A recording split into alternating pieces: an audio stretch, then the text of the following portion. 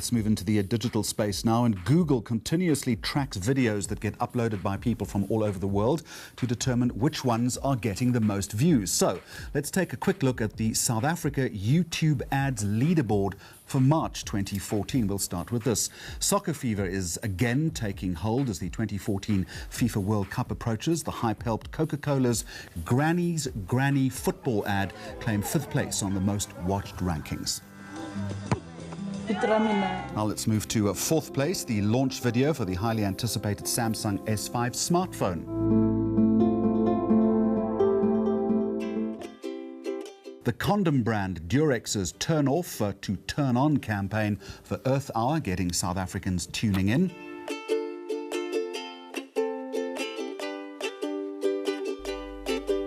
When you snap your fingers, wink your eye, I'll come running to you.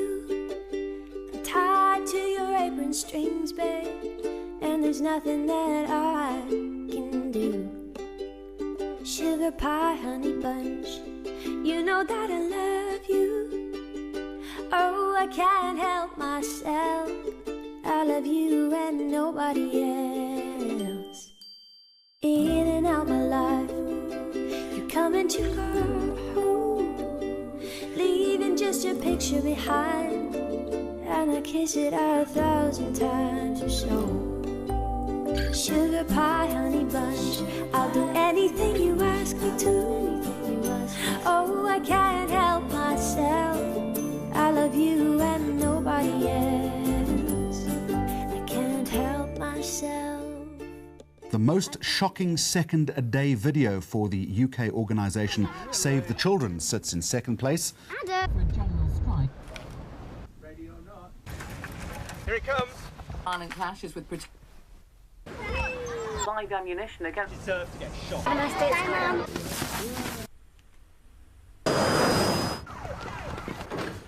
Airstrikes on rebel position. We are going to stay. What's happening? Go.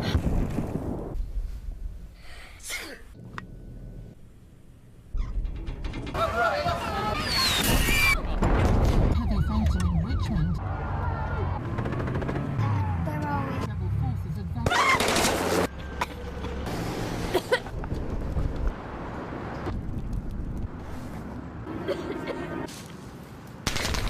Daddy!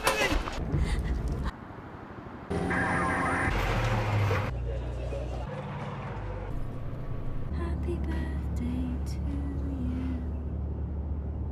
Make a wish, darling.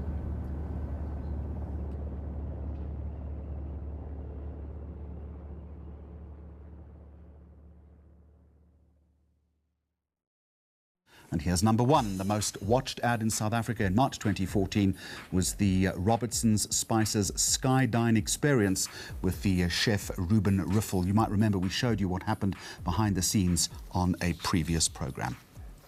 Now, a subject that perpetually occupies brands and their agencies is this notion of digital and non-digital and this word convergence. But I wonder if the argument is now a spurious one. Surely everything in 2014 and beyond is digital, or at least has a growing digital component. We're going to explore that further with an expert, Google's Meir, Managing Director for Israel, Greece and Sub-Saharan Africa. Welcome, and thank you very much for joining us. This obsession that brands have between digital and non-digital, why is it? Look, it's going to pass away. That's the bottom line.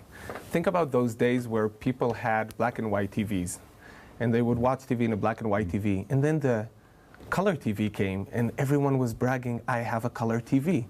But guess what? Today, no one is saying I have a color TV, right? Because all TVs are obviously colored. So there's nothing to brag, and we don't make the distinction between a black and white TV and a color TV. Do you think we've reached that point yet, or are brands still battling with that concept? I think we're in the transition to that point, and that will take probably 2 or 3 more years. In South Africa, when I look at it, you have about 30% penetration to the internet now. In 2-3 years, that's going to be 60%.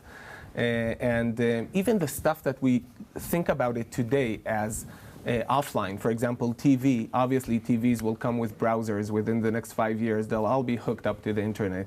So it's going to be very hard to make that distinction. Having said that, though, I often get the sense when I talk to brands and their agencies that they're afraid of this concept, that they will try a little bit of digital, but they will still default to what is more familiar to them: radio, television, newspapers, magazines. They've got to radically change their mindset, haven't they? Look, again, I think this is very similar to what history showed us. You know, when the TV came, when it just started, everyone was afraid of TV. They used print and they used radio. They didn't have a notion of how do they use TV. It's going to be very expensive. How do we build out-of-voice stuff on the radio, video stuff? How do we make it happen? How do we measure it? But today it's hard to get a customer or a business that will tell you they can build a brand without TV. In 10 years, we'll look back at this time and say, how can we build brands and how we can build a business without online? It's obvious. So in your experience then, Meir, who's getting this right? Some of the other economies that you work in, Israel, for instance, where you're based, Croatia, are they doing amazing things that, you know, developing markets like South Africa can learn from? You bring up a very good point, because one of the aspects of online is it makes the economy or the village the world. So, you know, African or South African businesses are not competing anymore in the domestic market with other South African businesses. Their benchmark should be a global benchmark, because if they don't move fast, Amazon will be here and Gumtree will be here and all those folks, right? Because it's a global world. The UK is very advanced when you look at online metrics. You know, 40% of total advertising is online in the UK. So that's a good example where almost everything is done first for online and then the other mediums as an afterthought. Okay, let's explore that a little bit further then. You also make the point that South African digital strategy needs to be excellent and not just good. I think you make the point that we're not bad at it, but we need to get a whole lot better. How do we do that? The important thing is to take that creativity and make sure it goes on to where the future is going. So to make sure that creativity that now we see on great TV ads go on online to great online video ads. But there's a very big difference, is there not, between creativity traditionally as we know it on the big screen and migrating that to the smartphone, for instance? You know, in terms of what you want to achieve, there's not a big difference. It's all about telling beautiful stories and making brands, you know, flourish. In terms of how you do it, there's a very big difference, right? Because online gives you freedom to do stuff you don't do today on TV. It's not limited to a 30-second spot.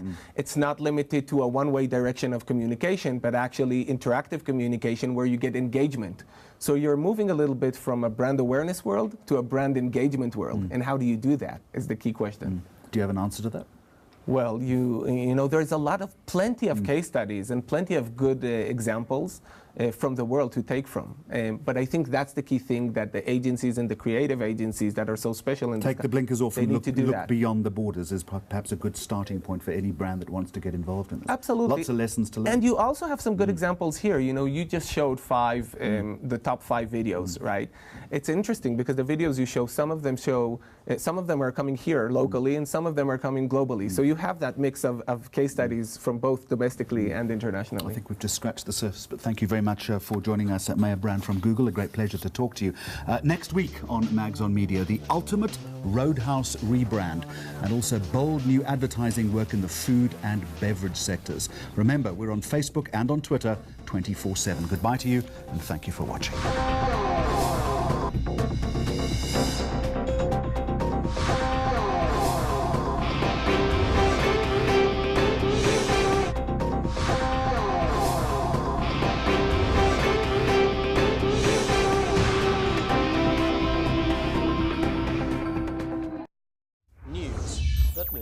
ENCA.com.